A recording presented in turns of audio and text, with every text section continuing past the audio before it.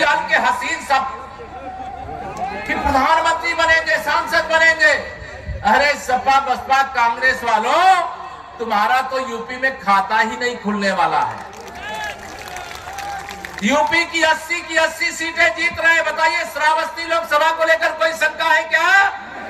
दोनों हाथ में कोई शंका है क्या?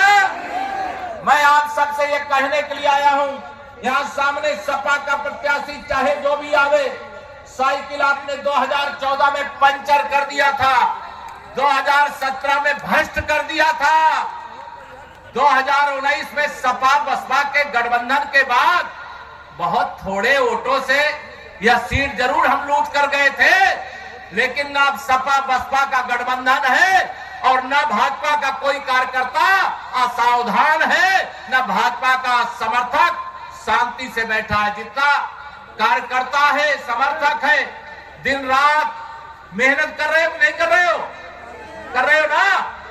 2024 का यह लोकसभा चुनाव देश को 5 साल नहीं 100 साल आगे ले जाएगा। 100 साल। ये समाजवादी पार्टी, कांग्रेस पार्टी ने यूपी के अंदर गठबंधन किया है। ये गठबंधन के जो प्रत्याशी हैं, खड़े तो सब 80 सीटों में है, लेकिन जमानत बचाने के लाले पड़ रहे हैं। लेकिन बलरामपुर की धरती से ये मैं आपको बता दूं, अमेठी में तो श्री राहुल गांधी जी 2019 में ही हार चुके हैं, रायबरेली 2024 में हारने जा रहे हैं। श्री अखिलेश यादव जी की पत्नी डिंपल यादव जी 2019 में कन्नौज लोकसभा हार चुकी हैं और 2024 में श्री अखिलेश यादव जी भी कन्नौज से हारने जा रहे हैं। भारतीय जनता पार्टी का कमल भारी अंतर से खिल रहा है।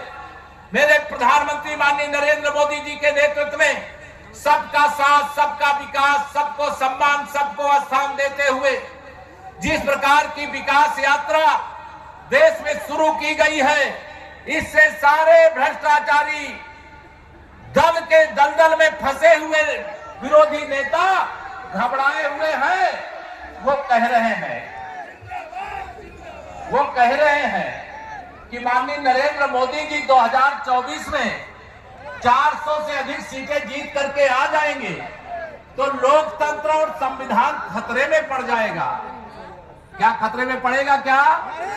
अरे 10 साल से, अरे नादानो, 10 साल से मोदी जी को देश की जनता ने बहुमत दिया है, आशीर्वाद दिया है, प्रचंड बहुमत की सरकार चला रहे हैं और माननीय नरेंद्र मोदी जी भी ही आज स्वतंत्र भारत के ऐसे प्रधानमंत्री हैं जो 2014 में सांसद बनने के बाद लोकतंत्र के मंदिर संसद भवन में प्रवेश करने से पहले देहरी पर माथा टेकने का काम किया था। देश की जनता के सामने उन्होंने कहा, मेरा धर्म ग्रंथ भारत रत्न बाबा साहब भीमराव अंबेडकर का बनाया हुआ संविधान है और तुम उनके ऊपर आरोप लगाते हो। कुर्सी के लिए देश का विभाजन करवा दिया, अलग पाकिस्तान बनवा दिया, अपने इच्छाओं की पूर्ति के लिए जम्मू कश्मीर में 370 का लगा दिया और एक हिस्सा पाकिस्तान के कब्जे में छोड़ दिया। और मेरे मोदी जी को अगर आप सबने आशीर्वाद नहीं दिया होता, भाजपा बहुमत में नहीं आई होती, तो क्या 370 हटती? क्या? दोनों हाथ उठा बताओ, हटती क्या? मोदी जी ने 370 हटाया है। मुझे कहा है, अभी आएंगे आगे चुनाव में, लेकिन मुझे कहा है कि जाकर के श्रावस्ती लोकसभा वालों को मेरा प्रणाम कह देना। मैं उनका प्रणाम आप सबको भेज रहा हूं। और उन्होंने ये भी कहा है, मैंने वादा किया था आप सबके आशीर्वाद से अगर बहुमत मिलेगा तो हमारे 3 वैचारिक मुद्दे हैं।